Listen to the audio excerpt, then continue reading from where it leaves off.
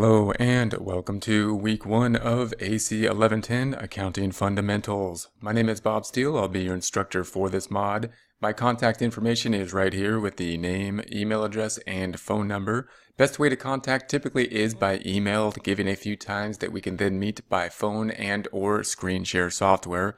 It's also helpful to put your time zone on the email just to make sure that we're all on the same page as in terms of times to meet. Before we get into anything else, we do want to note that there is third-party software we will be using other than just this Moodle Rooms shell. That will be this McGraw-Hill's Connect. This is the first thing we want to get up and running and make sure it's up and running for the first thing. In order to get this going, we want to select this icon here and then scroll down and watch this instructional video in order to get the registration process going if we have not used McGraw-Hill in the past. If there's any questions with that, if there are any problems, let me know as soon as possible. We want to make sure everybody is signed up for McGraw-Hill and that it's up and running and working as soon as we can. Once you get that going, you'll see this icon and you'll connect from here to McGraw-Hill, and then this is where the majority of your work will be. This is where your textbook is.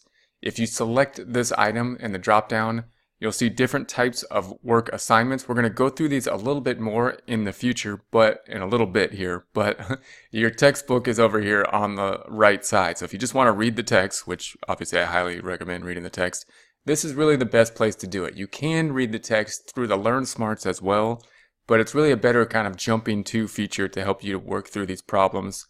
To just read through the text, I would suggest using this item here and then use the tools. You can highlight, you can put notes in the margins, and you can search by those notes in the highlighted areas. We're going to go back to the Moodle Rooms shell. Note that although once McGraw-Hill is set up, most of the work is done there. You really want to get back to Moodle Rooms and check everything within Moodle Rooms. This is going to be where you want to check off all the work, so don't forget about Moodle Rooms at the same time. If we scroll down through Moodle Rooms, we got the documents for the Day 1 docs, we got the syllabi, the homework grid, and the welcome letter. I'll let you go through those items, and you can watch this course overview to just go over the overview section here. I do want to touch on the syllabi quickly, so if we take a look at the syllabi, it looks something like this. We got the same contact information up top if you would like to print that out. We've got the course description. I won't go into it all, but it is going to be an introduction to accounting. So we're going to explain what accounting is and talk about the core concepts of accounting, including terminology that's really going to be necessary for any kind of business setting. So accounting terminology, assets, liabilities, equity, those are things, a language, a type of terminology that every business will need some familiarity with.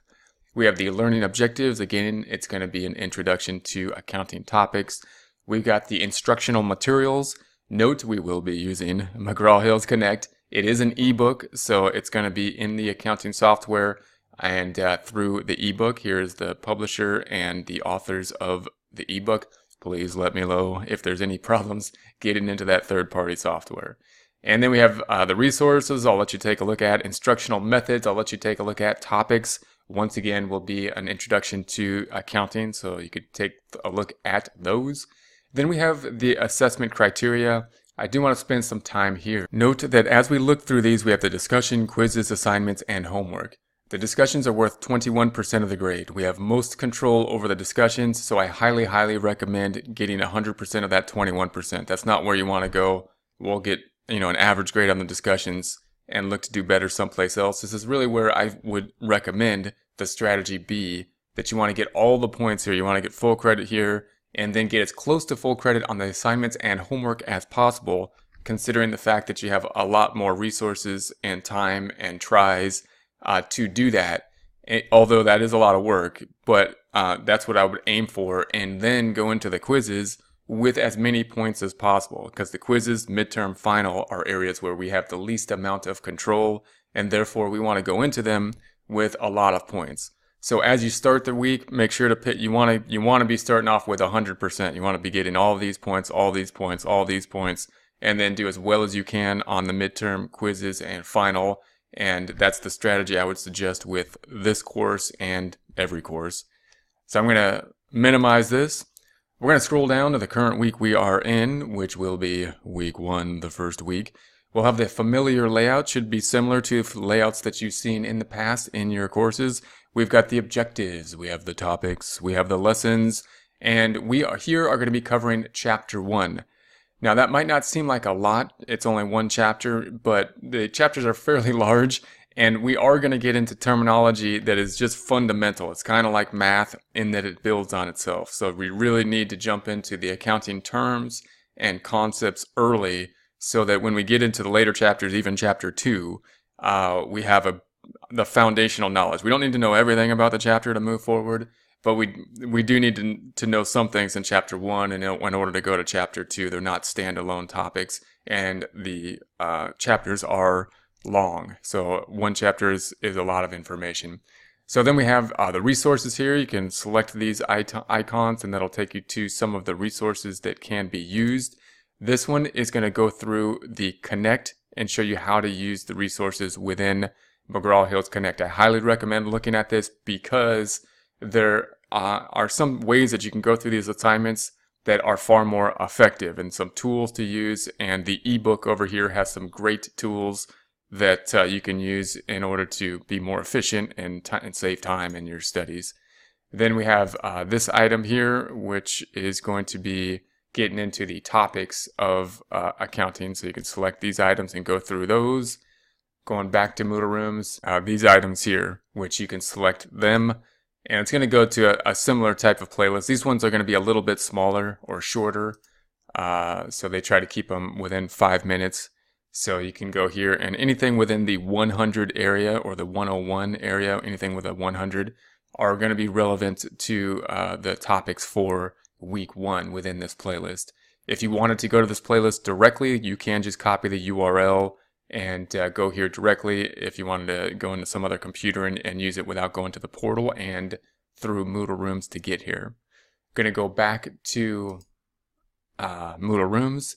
We then have an audio lecture. If you wanted to select these icons, you would get to the audio lectures, and these are designed that you can listen to audio lectures while doing something else, meaning you can do chores or you can go for a walk or something and listen to the audio lectures. And the same is true in that anything with the 100 series is relevant to this week's topic. So you can go through these audio lectures if you so choose, just as another resource, a supplemental resource. If you would like to find these lectures somewhere else, you can find them here on SoundCloud. If you have an iPhone, they should be on the podcasts. So if you wanted to look up the accounting instruction on podcasts and listen to it on the iPhone on a drive, you can do that. If you have some other phone, I believe the podcast type of software is called Stitcher. So if you looked up Stitcher, then you can download the podcast if that'd be useful. That's just another item where these same lectures will be at if you choose to use those resources. Everything from the discussion forums on down, that's what we need to get done. Remember that the discussion forums are worth 21% of the grade. Huge piece of the grade. We really want to pick up full credit, as we said before, on that 21%. That's the strategy I would have and I recommend. In order to do that, we need at least 4 posts. I would post more than 4 times in order to make sure that we pick up full credit. The points do accumulate upwards, and therefore more posts can only get more points. With the minimum of 4 posts, it is possible, if any of those posts aren't great, that we will not achieve the goal of full credit. In order to get any points on a particular post, we do need to add new content. So if you copy and paste anything from some other website, just make sure that 1, you're referencing the website so we're not plagiarizing, and 2, to really get points on that, you want to add your own content in terms of rephrase what's being said and or critique whether or not you agree with it. If you comment on other people's posts, which I highly recommend doing, we need to add new content to it within the field of accounting using accounting terminology and possibly references in order to support our opinions on whether we agree or not with other types of posts. So when we respond, we'd like to respond, with accounting terminology, with accounting references. And then if we scroll down, we have the assignments, homework, and quizzes. Most of this will be done up here in McGraw-Hill's Connect. However, although most of it is done up here in McGraw-Hill's Connect, it is not all listed up here in McGraw-Hill's Connect, and although it's not done down here, most of the work, it is all listed down here, meaning This is your check sheet. This is Moodle Rooms, where you want to check off everything and make sure that you have completed everything. Don't miss any assignments by just going to McGraw-Hill and not double checking within the assignments here as to whether there's anything you're missing.